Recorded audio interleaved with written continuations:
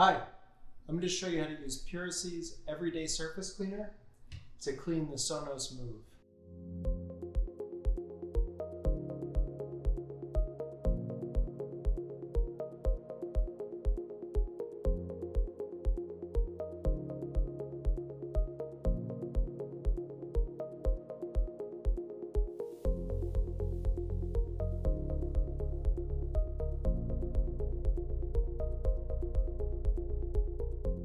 This is a very easy procedure to do, but there are a couple important points. Number one, clean microfiber towel.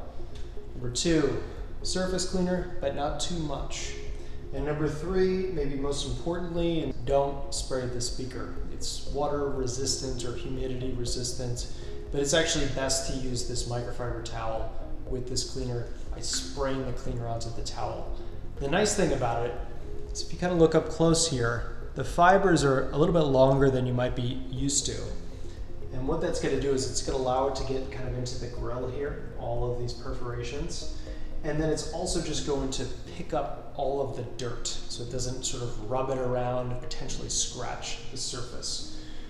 So what you're going to start by doing is obviously folding it in fours here. Like I said, clean towel. You're going to go ahead and use a nice sweeping motion to spray this towel. That's going to ensure complete coverage of the cleaner all over the towel. So no matter where you wipe, you're going to have kind of a cleaner being applied directly to the surface of the Sonos Move.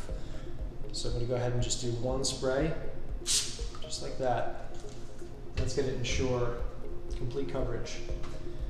For the purposes of this, I'm actually just going to hold it up so you can kind of see it working in action here. So, good rule of thumb, work with gravity, start at the top. And you're just going to do kind of nice overlapping passes just like this. It's kind of nice short passes. It's going to ensure that you're hitting every mark and just spending a little bit more time in those areas that are a little bit more covered in dirt.